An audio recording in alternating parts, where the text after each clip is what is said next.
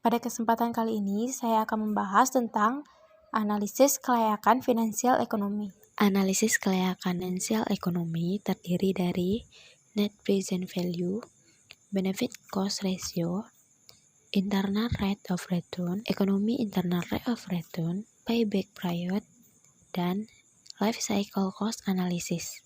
Pada kesempatan kali ini, saya akan membahas tentang internal rate of return, internal rate of return, dan economic internal rate of return. Internal rate of return atau IRR.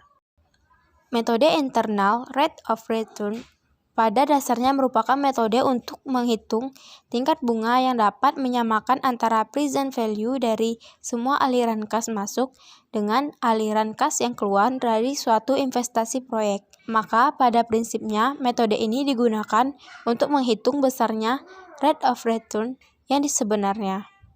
Pada dasarnya internal rate of return harus dicari dengan trial dan error. Rumus yang digunakan untuk menghitung IRR adalah sebagai berikut. IRR digunakan para pebisnis untuk memutuskan proyek atau investasi yang akan didanai. Misalnya, IRR dapat membantu memilih antara membeli mesin baru atau berinvestasi dalam pengembangan produk. IRR sensitif terhadap biaya modal atau bunga yang dikenakan pada pinjaman yang diambil untuk mendanai investasi. Jika IRR investasi kurang dari biaya modal, maka investasi tersebut lebih baik tidak dilanjutkan karena akan mendatangkan kerugian. Economic Internal Rate of Return atau EIRR. Ekonomi internal rate of return merupakan tingkat pengembalian berdasarkan pada penentuan nilai tingkat bunga atau discount rate, di mana semua keuntungan masa depan yang dinilai sekarang dengan discount rate tertentu adalah sama dengan biaya kapital atau present value dari total biaya. Dalam perhitungan nilai EIRR adalah dengan cara mencoba beberapa tingkat bunga. Guna perhitungan IRR dipilih tingkat bunga yang menghasilkan NPV positif yang terkecil dan tingkat bunga yang menghasilkan NPV negatif terkecil. Selanjutnya, diadakan interpolasi. Rumus EIRR adalah. Kali ini saya akan menjawab pertanyaan. Yang pertama, uraikan kelebihan dan kekurangan internal rate of return atau IRR. Kelebihan dan kekurangan IRR. Kelebihannya yang pertama yaitu menghindari pemilihan rate of return minimum yang diinginkan.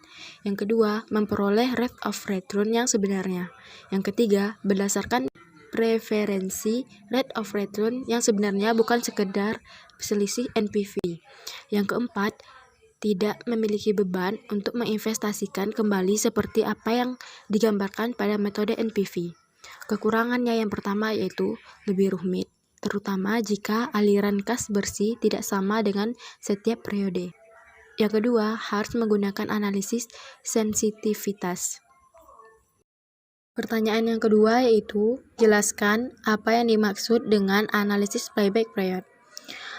Analisis payback period merupakan metode yang digunakan untuk menghitung lama periode yang diperlukan untuk mengembalikan uang yang telah diinvestasikan dari aliran kas masuk tahunan yang dihasilkan oleh proyek investasi tersebut. Apabila proses setiap tahunnya jumlahnya sama, maka payback period dari suatu investasi dapat dihitung dengan cara membagi jumlah investasi dengan proses tahunan. Rumus yang digunakan untuk menghitung payback period adalah PP N ditambah A dikurang B per C dikurang B dikali 1 tahun. Untuk menghitung payback period yang mempunyai nilai proses yang tidak sama setiap tahunnya, maka dihitung akumulasi prosesnya terlebih dahulu sehingga memperoleh akumulasi kas masuk atau nol. Kriteria kelayakan penerimaan investasi menggunakan metode payback period adalah suatu investasi yang diusulkan dinyatakan layak jika payback period lebih pendek dibandingkan payback period maksimum. Sebaliknya, jika payback period suatu investasi lebih panjang daripada payback maksimum, maka investasi tersebut dinyatakan tidak layak. Apabila terdapat beberapa alternatif alat analisis penyusunan rencana tahunan wilayah dan kawasan investasi, maka untuk menentukan alternatif terbaik dilakukan pemilihan investasi yang mempunyai playback period yang lebih pendek. Metode playback period cocok digunakan jika dalam kondisi yang pertama, kecepatan informasi atau estimasi nilai pengembalian investasi sangat penting. Yang kedua, ketepatan perhitungan tidak begitu penting. Yang ketiga, risiko di masa yang akan datang diperkirakan cukup tinggi. Sekian penjelasan dari saya. Terima kasih sudah menonton.